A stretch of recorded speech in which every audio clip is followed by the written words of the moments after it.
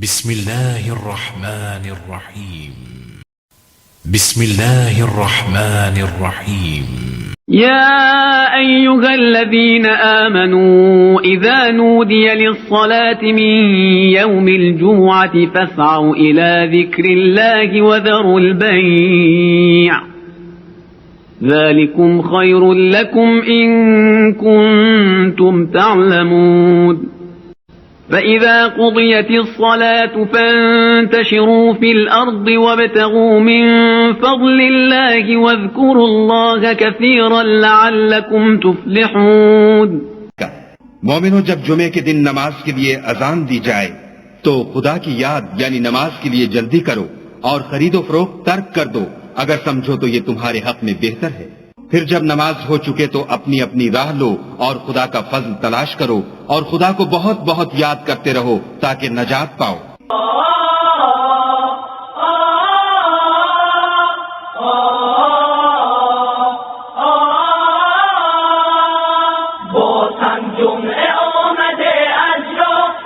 علیکم ورحمۃ اللہ وبرکاتہ۔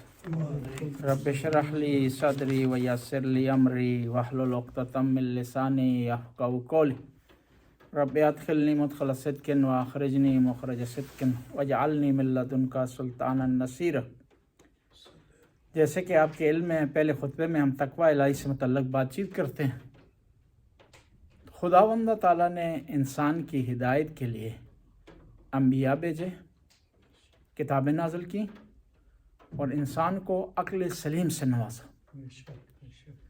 پھر کتابوں پر اور انبیاء کے ارسال پر اکتفا نہیں کیا، بلکہ طرح طرح کی تاریخی داستانیں بیان کی ان کتابوں میں تاکہ انسان کو ہدایت ملے، مثالیں بیان کی تاکہ انسان مثالوں سے عبرت حاصل کرے، محاوروں سے کام لیا گیا اور قافیہ اور شاعری کے انداز میں ان کتابوں میں لوگوں کے مزاج کے مطابق وضاحت کی گئی۔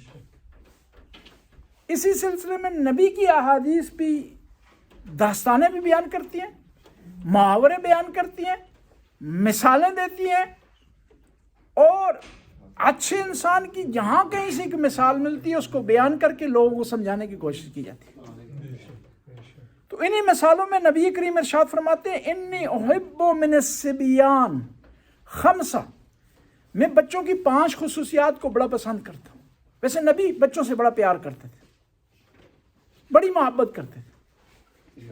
نماز شروع ہونے والی تھی مسجد نبوی میں تو خواتین کی طرف سے ایک بچے کی رونے کی آواز آئی تو نبی نے نماز کو روک دیا اور آواز دے کر کہا کہ اس بچے کا آپ خیال کریں، اس کی کیئر کریں، اور بچہ جب آسودہ ہو جائے، آرام اس کو مل جائے، سکون میں آ جائے، پھر نماز ہم پڑھیں۔ اور جہاں کہیں راستے میں بچہ ملتا اس کو اٹھا کر سینے سے لگاتے، اس سے پیار کرتے، اس سے محبت کرتے۔ نبی کریم حسن حسین سے تو محبت کرتے تھے، مدینہ کے بچوں سے محبت کرتے تھے، مکہ کے بچوں سے محبت کرتے تھے۔ پیغمبر فرماتے ہیں کہ بچوں میں ایسی 5 خصوصیات ہیں جو مجھے پسند ہیں، اور یہ انسانوں میں بھی ہونے چاہیے، مومنوں میں بھی ہونے چاہیے، محبوں میں بھی ہونے چاہیے، عزاداروں میں ہونے چاہیے۔ پہلی کیا ہے؟ الاول انہم باکون، بچے روتے زیادہ ہیں۔ انسانوں کو بھی چاہیے خدا کی بارگاہ میں روئیں، عاجزی اختیار کریں، گریہ کریں، علیحدگی میں خدا سے مانگیں،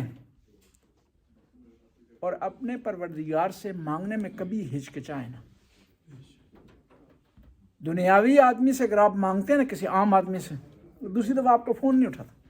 ٹیسٹ کر لیں، 2 دفعہ نا ٹرائی کے طور پر کہیں کہ مجھے قرضہ چاہیے، قرض الحسنہ، ٹھیک ہے، حسنہ جی، تیسری دفعہ فون نہیں اٹھائے گا آپ کا۔ ٹیسٹ کر لیں، لیکن خدا سے جتنا مانگتے ہیں اتنا وہ خوش ہوتا ہے۔ اس کی بارگاہ میں نہ مانگنا عیب ہے، مانگنا عیب نہیں ہے۔ اس دنیا کے لوگوں کے سامنے مانگنا عیب ہے، مانگنے والے کو لوگ مایوس سمجھتے ہیں، لیکن خدا خوش ہوتا ہے۔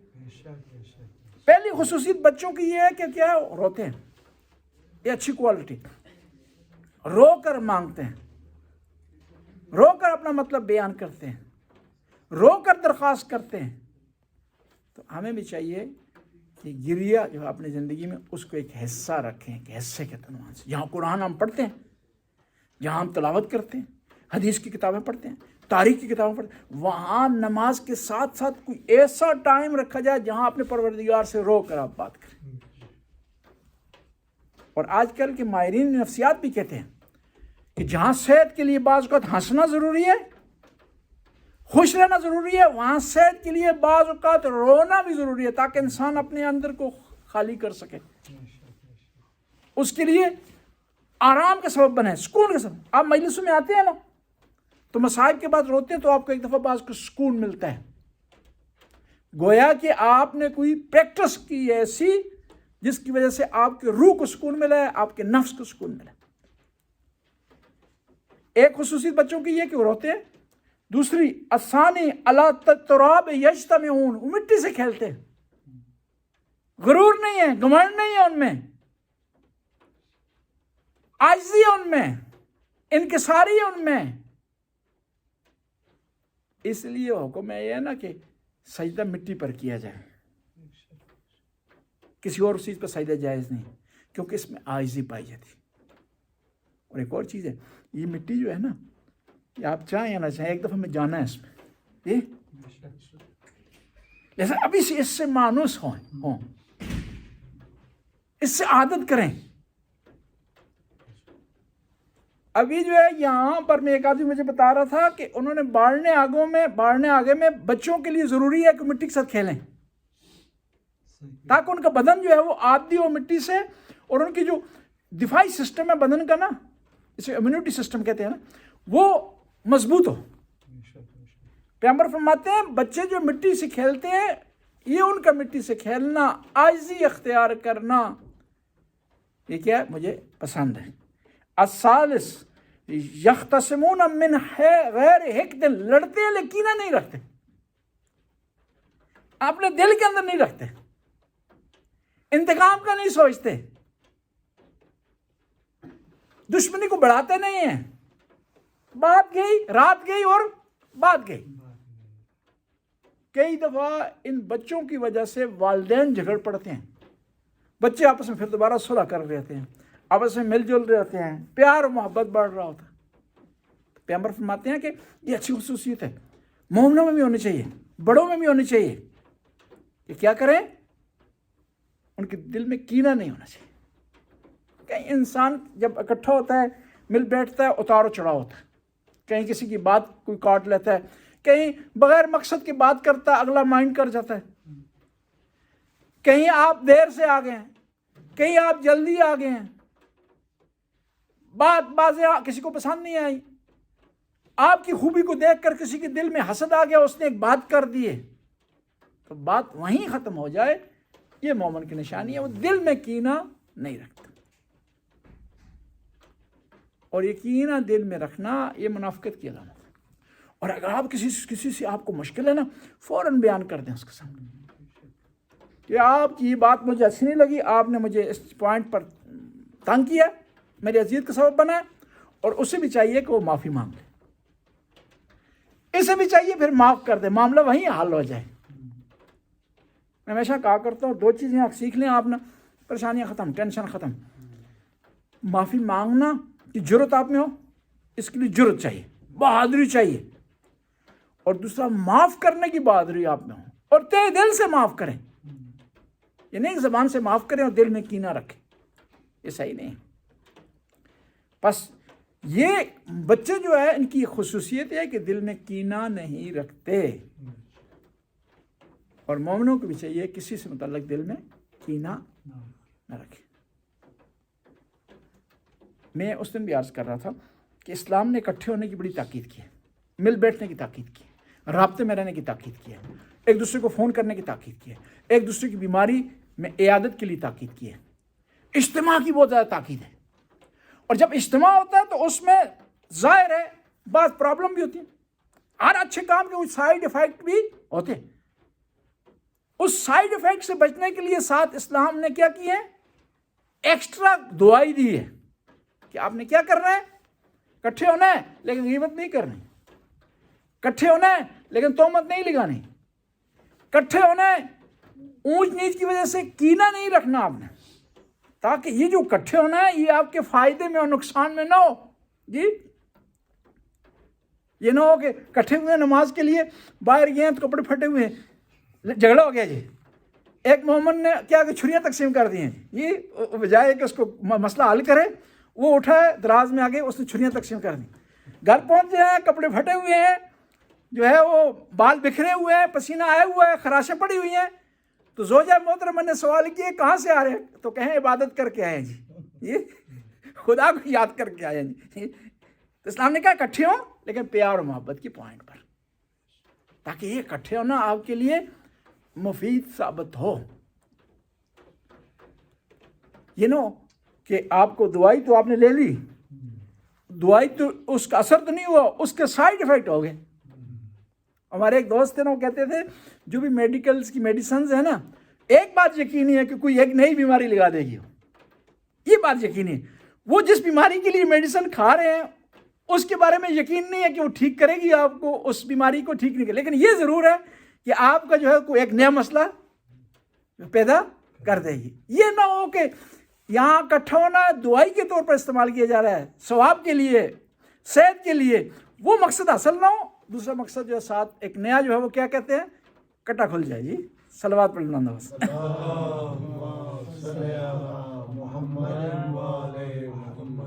الرابع لا یدخرون, بچوں میں خصوصیت یہ ہے کہ وہ اکٹھا نہیں کرتے, جمع نہیں کرتے ہیں. آپ ٹیسٹ کر لیں, بچوں کو آپ دیتے ہیں نا, چاکلیٹ دیتے ہیں, بسکٹ دیتے ہیں, کیک دیتے ہیں, 1 مہینے کا راشن اکٹھا کر دیں گے. اس دفعہ روزانہ نہیں لائیں گے بچوں کے لیے, وہ 2 دن میں ختم ہو جائے گا. اور جتنا چھپائے ہوں وہ ڈھونڈ لیں گے. کیوں؟ ان کے ذہن میں یہ نہیں ہے کہ اس کو اکٹھا کرنا ہے, اس کو جمع کرنا ہے, اس کو ہم نے رکھنا ہے, ڈپازٹ کرنا نہیں. ان کا یہ ہے کہ جو آج ملا کل خدا مالک ہے جی. پیغمبر فرماتے ہیں کہ بڑوں میں بھی خصوصیت ہونی چاہیے, مال اکٹھا نہ کریں, جو آئے اپنے اوپر خرچ کریں, بچوں کے اوپر خرچ کریں, خدا کے راستے میں دیں, ختم و خیرات کریں, اور کل خود دوبارہ جس نے آج آپ کو دیا ہے کل دے دیں. دیکھیں نا, بعض جانور ایسے ہیں جو اکٹھا نہیں کرتے, ان کو توکل ہے خدا پر, لیکن ہم توکل نہیں کرتے. اکٹھا ضرورت کے مطابق کیا جائے, اس سے بڑھ کر یہ نہیں ہے کہ انسان مال کا نوکر بن جائے, مال کا غلام بن جائے. مال آپ کے لیے, آپ مال کے لیے نہیں ہے. قرآن نے مذمت کیا, وَجَمَعَ مَالًا وَعَدَّدَ, کہ جو لوگ ہیں یہ مال اکٹھا کرتے ہیں, روزانہ اسے گنتے ہیں. اب گننے والا معاملہ تو نہیں, آج برکے آ گیا جی, فرانا کھول کے روزانہ چیک کرتے ہیں کتنے پیسے کم تو نہیں ہو گئے جی. ٹھیک ہے جی, خمس دیں گے تو پیسے کم ہو جائیں گے, زکوٰۃ دیں گے جی کم ہو جائیں گے, میں نے بڑی محنت سے بڑی مشکل سے کمائے ہیں. نہیں, مال آپ جو کماتے ہیں, حاصل ہوتا ہے آپ کو مال, وہ کس کا دیا ہوا؟ پروردگار کا دیا ہوا, وہ اللہ کا دیا ہوا. بس اسی نے, جس نے آپ کو دیا ہے, جس نے آپ کو صحت دی ہے, سلامتی دی ہے, مال حاصل کرنے کا موقع دیا ہے, کام آپ کے لیے فراہم کیا ہے, آپ کو مشکلات سے بچایا, وہی کہہ رہا ہے وَمِمَّا رَزَقْنَاهُمْ يُنْفِقُونَ, جو مال ہم نے تمہیں دیا اس کو خدا کے راستے میں خرچ کرو. اور بہت بڑی کوالٹی ہے سخاوت. آتم تائی, دنیا میں کوئی کریکٹر گزرے ہیں کسی حوالے سے, ہیر رانجھا ہے, شیرین فراد ہے, لیلا مجنو ہے, حاتم تائی ہے, خزانے کے حوالے سے قارون ہے, ظلم کے حوالے سے فرعون ہے, دنیا میں کردار گزرے ہیں. اسلام نے حاتم تائی مسلمان نہیں تھا, اس کی پھر بھی تعریف کی. امام سے کسی نے سوال کیا کہ مولا وہ مسلمان نہیں تھا, وہ اپنے وقت کے نبی پر ایمان نہیں رکھتا تھا, لیکن سخی تھا, جنت میں جائے گا جہنم میں؟ امام نے فرمایا جنت اور جہنم کے درمیان ایک جگہ ہے, وہاں پر اسے رکھا جائے گا. یہ خدا عادل ہے, انصاف کرنے والا ہے. یعنی دیکھیں سخاوت ایسی کوالٹی ہے. وہ ہمیشہ لوگ ہم سے پوچھتے ہیں کہ نکاح جب ہوتا ہے نا کہ مولانا صاحب فیس کتنی ہوگی, میں نے کہا ہم طے نہیں کرتے، یہ آدمی پر ڈیپینڈ کرتا ہے، سخی ہوگا، اچھے خاندان سے ہوگا، بڑا آدمی ہوگا، کھلے دل والا ہوگا، مومن ہوگا، صحیح پنجتنی ہوگا، وہ اپنے انداز سے دے گا، کنجوس ہوگا، گھٹیا ہوگا، کمزور ہوگا، لو خاندان سے ہوگا، وہ اپنے انداز سے دیتا ہے، اس میں ہمارا کوئی فیصلہ نہیں ہوتا۔ اور مال سے چمٹ کر رہنا خود انسان کے لیے نقصان دہ ہے، اس کی صحت کے لیے نقصان دہ ہے، اس کے لیے ٹینشن بن رہا ہے، اس کے لیے اذیت کا سبب بن رہا ہے۔ میں ایک دفعہ ایران میں گزر رہا تھا، ایک خاتون نے ایرانی پیسے رکھے ہوئے تھے سامنے، ان کو جوتی سے مار رہی تھی نا، تو میں گیا خاتون کیوں مار رہی؟ کہا اس نے سب لوگوں کو بدبخت کیا ہے، ساری مصیبتوں کا سبب یہ پیسے ہیں۔ تو ساتھ ایک اور ایرانی گزر رہا تھا، نے کہا خاتون مجھے دے دو تیری پریشانی ختم ہو جائے گی، دوسرے ہیں وہ بھی گھر میں سے لا کر دے دو۔ انہوں نے کہا نہیں اتنا بھی پریشانی نہیں ہے، ایسے مجھے غصہ آ گیا۔ انسان کی فطرت میں، لیکن مال کی وجہ سے آپ اپنی عزت نہ گنوائیں، مال کی وجہ سے بچوں سے دور نہ ہو جائیں، مال کی وجہ سے اپنی صحت نہ گرائیں، ہر چیز کو اپنی جگہ فٹ رکھیں۔ کام کرنا اچھی بات ہے، لیکن اتنا شب و روز کام نہ کریں کہ آپ کی صحت خراب ہو جائے، بچوں کو ٹائم نہ دے سکیں۔ مال کی خاطر مال کو حاصل کریں حلال طریقے سے، اور پھر حلال جگہ پہ خرچ کریں۔ اور ایک اور چیز یہ بتاؤں، آپ کا جو مال ہے نا، یہ آپ کو آپ کے مرنے کے بعد ہی فائدہ دے سکتا ہے، اور یہی مال مرنے کے بعد نقصان بھی آپ کو دے سکتا ہے۔ مال آپ نے اکٹھا کیا، مکان آپ نے بنایا، پراپرٹی آپ نے اکٹھی کی، لیکن آپ کے دنیا سے جانے کے بعد یہ غلط ہاتھوں میں چلا جاتا ہے آپ کی غلط پالیسی کی وجہ سے، تو کیا ہے؟ یہ مال آپ کے لیے وہاں نقصان دہ ہے۔ اور یہاں یہ بھی یاد رکھیں، اپنے مال سے متعلق وصیت کریں۔ اگر آپ کا مال یہاں آپ کی دنیا میں جانے کے بعد غیر اسلامی طریقے سے تقسیم ہوا، جو اس تقسیم اسلام نے کی ہے اس کے ذمہ دار ہیں۔ اسلام نے جس طرح حصہ مقرر کیا ہے، للذکر مثل الحظ الانثیین، کہ مرد کو 2 برابر ملنا ہے، عورت کو 1 ملنا ہے۔ ماں کا اپنا ایسا مقرر کیا ہے، زوجہ کا اپنا ایسا مقرر کیا ہے شریعت۔ اسلام نے بھی ایک لاجک کے تحت یہ تقسیم کی ہے، اور اسی کو ہمیں جو لاگو کرنا چاہیے، اس صورت میں ہم لاگو کر سکتے ہیں کہ اپنے مال کی اپنے ہوتے ہوئے اس کی تقسیم کریں، اس سے متعلق وصیت کی جائے، تاکہ یہ مال ہمارے لیے وبال نہ بنے۔ کہتے ہیں کہ جب انسان دنیا سے چلا جاتا ہے نا، تو اس کی فائل بند ہو جاتی ہے، فائل اس کی کلوز ہو جاتی ہے، الا ثلاث، لیکن 3 معاملے میں اس کی فائل کھلی رہتی ہے۔ صدقۃ جاریہ، کوئی صدقہ جاریہ کیا ہے، مسجد بنا دی ہے، کنواں کھدوا دیا ہے، راستہ بنا دیا ہے، لائبریری بنا دی ہے، امام بارگاہ بنا دی ہے، جب تک لوگ اللہ کی مخلوق اس سے فائدہ اٹھاتی رہے گی، ثواب اس کو ملتا رہے گا۔ اور خدا نخواستہ وہ مال کسی غلط ہاتھ میں چلا گیا، کوئی اس سے ایسا ریسٹورنٹ بن گیا جس میں حرام کام ہوتا ہے، کوئی ایسی جگہ بن گئی ہے جہاں غلط پارٹیاں ہوتی ہیں، کوئی ایسا حال بن گیا ہے جہاں فنکشن میں غلط معاملات ہوتے ہیں، رقص ہوتا ہے، ناچ گانا ہوتا ہے، تو کیا ہوگا؟ اس آدمی کو اس کا عذاب پہنچے گا۔ اس کو پتا تھا، اس نے پلاننگ نہیں کی، اور اپنے مال کو غلط ہاتھوں میں جانے سے اس نے روکا نہیں۔ اور دوسرا ولد صالح، نیک اولاد۔ نیک اولاد انسان کے مرنے کے بعد بھی اسے فائدہ پہنچاتی ہے، قرآن کی تلاوت کر رہی ہے، نماز جمعہ میں شرکت کر رہی ہے، مجالس میں شرکت کر رہی ہے، خدا کے راستے میں ختم و خیرات کر رہی ہے، عوام سے محبت کر رہی ہے، اخلاق کا مرکز ہے، اس کو بھی ثواب ملے گا، اس مرنے والے کو ثواب۔ تیسری علم ینتفع بہ، ایسا علم چھوڑ کے انسان چلا گیا جس سے خدا کی مخلوق کو فائدہ پہنچ رہا، تو کیا ہوگا؟ یہ آدمی دنیا سے چلا گیا ہے، کتاب لکھی ہے اس نے، شاگردوں کی تربیت کی ہے، ایک سکول بنایا ہے اس نے، اور ثواب کے کام محدود نہیں ہیں وہ جس کو ہم ثواب کے کام سمجھتے ہیں. جو بھی مخلوق خدا کے لیے اچھا کام کریں گے وہ اس سے ثواب ملے گا. حتیٰ ایک ڈرامہ کوئی آدمی بناتا ہے اچھا، اور اس سے مقصد یہ ہوتا ہے اس ڈرامے کے ذریعے مخلوق خدا کو نصیحت ملے، عبرت ملے، کردار ٹھیک ہوں، اخلاق ٹھیک ہوں، لین دین ٹھیک ہو. اس ڈرامہ لکھنے والے کو، اس ڈرامہ کی ہدایت کاری کرنے والے کو، اس کے پروڈیوسر کو، اس کے اداکار کو ثواب ملے گا کیونکہ اس کی صحیح نیت ہے. اور یہ بھی آپ یاد رکھیں، عمل ممکن ہے مختلف اور نیت سیم ہو تو ثواب دونوں آدمیوں کو ملے گا. میں اس کی ہمیشہ مثال دیتا ہوں. پرانے زمانے کی مثال ہے کہ پرانے زمانے میں مسجدیں جو ہوتی تھیں ان کے باہر لوگ سواری اپنی آ کر باندھتے تھے. ایک آدمی آیا، اس نے سواری باندھی، مسجد میں نماز پڑھی، واپس چلا گیا. ٹھیک ہے. پرانے زمانے میں یہ ٹیسلا، یہ BMW ہوتی ہے جی، ہمارے پاس ہے نہیں، ہمیں پتہ ہی نہیں. مرسڈیز یہ نہیں ہوتی تھی. کسی پہ کھچر ہے، کسی پہ گھوڑا ہے جی، کسی پاس جو ہے وہ گدھا ہے.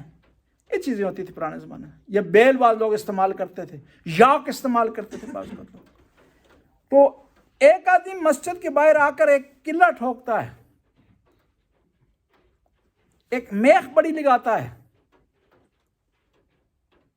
اس وجہ سے نیت اس کی یہ ہے کہ جو بھی نمازی آئے گا وہ اپنے جانور کو، اپنی سواری کو، اپنے مرکب کو یہاں باندھے گا، نماز پڑھے گا، اس کو ثواب ملے گا. اس کے بعد دوسرا ایک مومن آتا ہے، اس کو اکھاڑ دیتا ہے. اس کے ذہن میں یہ ہوتا ہے کہ رات کو نمازی اندھیرے میں آئیں گے جی، اس کو ٹھوکر لگے گی، گر جائے گا. ممکن ہے شعر پڑھتا پڑھتا ہے ٹھوکر لگ جائے اس کو، جی گر جائے گا، لہٰذا اس کو اکھاڑ دیتا ہے. ایک نے لگایا ہے اس کو بھی ثواب ملے گا، ایک نے اکھاڑا بھی اس کو بھی ثواب ملے گا. کیوں؟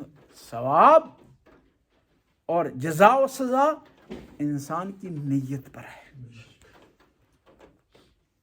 بس انسان کو چاہیے کہ نیت کو درست کرے. پھر پیغمبر فرماتے ہیں الخامس یعمرون ثم یخربون. بچوں کی ایک خصوصیت یہ ہے کہ وہ کیا ہے، دل وابستہ نہیں ہوتے کسی چیز سے، بناتے ہیں اس کو خراب کر دیتے ہیں. چھوٹے چھوٹے گھر بناتے ہیں کھیلنے کے لیے، بچے جاتے ہیں ان کو توڑ دیتے ہیں. یعنی وابستہ نہیں ہو جاتے کسی چیز سے، جڑے نہیں رہتے کسی چیز سے کہ ان کو پریشانی ہو. انسان دنیا سے جانے میں سے کیوں گھبراتا ہے؟ موت کے آثار سے کیوں گھبراتا ہے؟ اسرائیل سے کیوں ڈرتا ہے؟ ذرا برابر کوئی ایسی بیماری لگ جائے جس میں آگے جانے حتمی ہو جائے، یقینی ہو جائے، تو پریشان ہو جاتا ہے. جی سارے بدن میں درد جو ہے پریشان نہیں ہوگا، یہاں درد ہو فوراً ٹینشن کا شکار ہو جاتا ہے. کینسر کا اعلان ہو جائے فوراً ٹینشن کا شکار ہو جاتا ہے کہ یہ جو معاملہ ابھی چٹھی پکی آ گئی ہے، یہ مہر لگ گئی ہے. کیوں پریشان ہے؟ کیونکہ اس دنیا سے وابستہ ہو گیا، گھر سے وابستہ ہو گیا، گاڑی سے وابستہ ہو گیا. انسان بہت قیمتی ہے، یہ چیزیں چھوٹی ہیں، ان سے وابستہ نہیں ہونا چاہیے اسے. یہ چیزیں اس کی حیثیت، اس کے مقام، اس کے مرتبے سے بہت زیادہ پائن ہے. اگر وابستہ ہونا ہے تو قرآن سے وابستہ ہوں، آئمہ کے فرامین سے وابستہ ہوں، عزاداری سے وابستہ ہوں، نماز سے وابستہ ہوں. اس کے بغیر ہمیں چین نہیں ہونا چاہیے. یہ مال، یہ ملال، دنیا کی سہولتیں یہ عارضی ہیں، یہ مقام عارضی. ایک خلیفہ بنا تو اس کے پاس ایک ولی اللہ گیا، بنو میاں کے زمانے کی بات. تو ایک ولی اللہ نے بڑی پیاری بات کی. اس نے کہا کہ یہ جو مقام و مرتبہ تمہیں ملا ہے نا، یہ اگر ہمیشہ کے لیے ہوتا تمہیں نہ ملتا. کیوں؟ پہلے والا ہی نہ چھوڑتا نا جس، یہ تمہاری تک نوبت نہ. بس یہ ہمیشہ کے لیے نہیں ہے. جب ہمیشہ کے لیے نہیں ہے تو کوشش کرو اس مرتبے کے دوران، اس مقام کے دوران، یہ تمہیں جو فرصت خدا نے دی ہے، چانس دی ہے، اس سے فائدہ اٹھاؤ، نقصان میں نہ جاؤ. بسم اللہ الرحمن الرحیم.